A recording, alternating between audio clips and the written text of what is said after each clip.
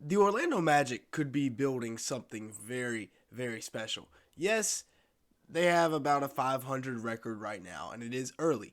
But they have a really, really good duo that is under the age of 23 in Franz Wagner and Paolo Banchero. Both of them are looking like young stars in the making. They just got to get that efficiency up.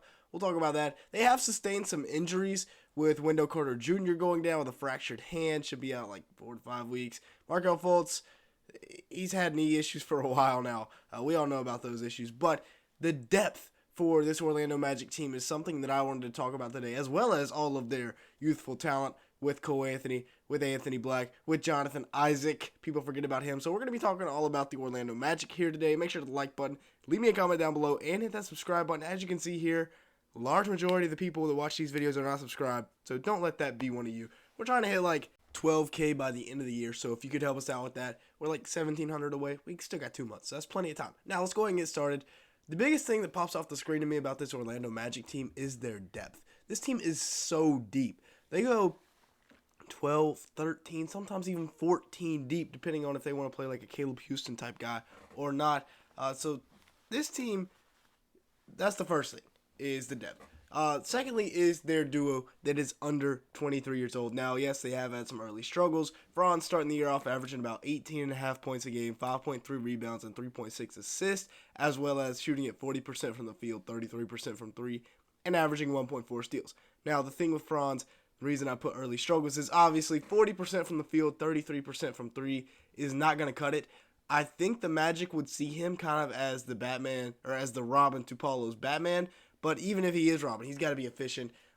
Paolo hasn't been overly efficient either. He's also averaging about 18 points a game, 5.6 assists, 6 rebounds. So he's being, all around stat sheet stuffer.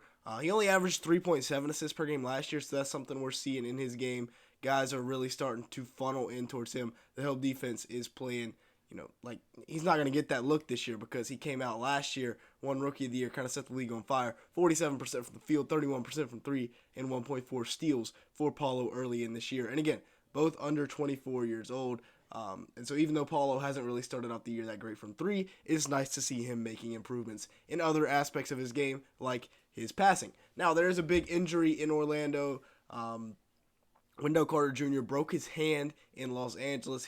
There's going to be about 3 weeks till reevaluation, and then probably a couple weeks after that. Last year, he was a huge part of their squad, 15.7 points, 8.7 rebounds. And remember, last year, this Magic team, they were in the thick of the playoff run. If they wouldn't have started 5-20 when everybody was injured, they very well could have been in the playoff or play-in.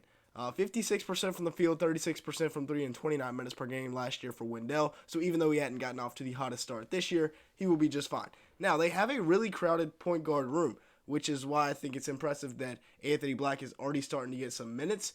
Because apart from Anthony Black, you also have Cole Anthony, who they just extended. We're about to talk about him. They also have Markel Fultz, Jalen Suggs, who's a really good defender. I think Markel Fultz is probably the best overall point guard out of the four, but with Anthony Black being a rookie, still a lot of time left to decide on him. But a potential Sixth Man of the Year candidate right now is Cole Anthony, who's averaging 16 points a game, 4.4 rebounds, 2.9 assists per game, while coming off the bench.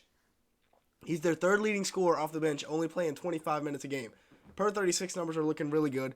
48% from the field, 43% from three. If he can keep this efficiency up, he is going to be around a long time in Orlando. He's making that new 3-year, $39 million extension look like an absolute robbery for the Orlando Magic. And when they first made that move, I was a little concerned because of all of that point guard, all that point guard depth they had. Well, it's gonna be all right. They're gonna figure it out. Cole Anthony may end up playing the two, but the clamps here, Jalen Suggs, like we said, really good defender. He's averaging 1.7 steals in 25 minutes per game right now for the Orlando Magic. Also averaging about 10 points, 5.3 rebounds, 3.1 assists. So overall, a pretty solid season, except for the fact that he is allergic to shooting the ball. 36% from the field, 25% from three.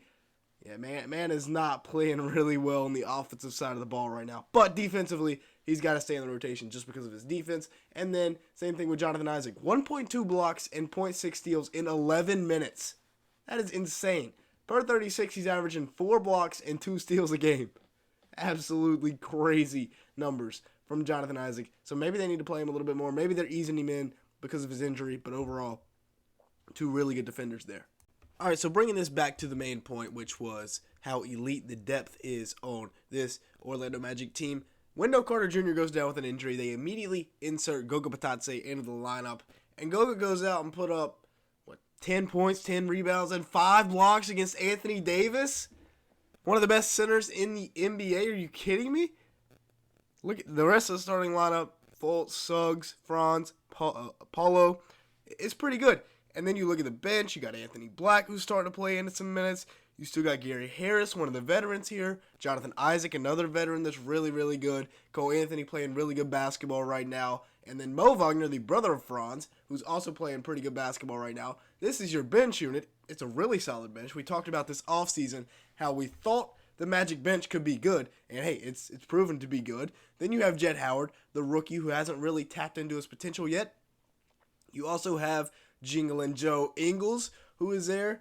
More of a veteran, also a good three-point shooter. And then you have Wendell Carter Jr., who we talked about earlier, but is injured currently. So looking ahead, this is a year that the Orlando Magic want to take a step. They want to get into that play-in spot. Looking at who they have, well, they have the Atlanta Hawks tomorrow night. This video should be going up about 7 o'clock on November 8th. So they got the Hawks on November 9th, and then they got Milwaukee, and then they go to Brooklyn, to Chicago twice, and then to Indiana. So this will be a very important stretch for them because they have a 2-game homestand, the back half of a 4-game homestand, where they got to win one of those 2 games.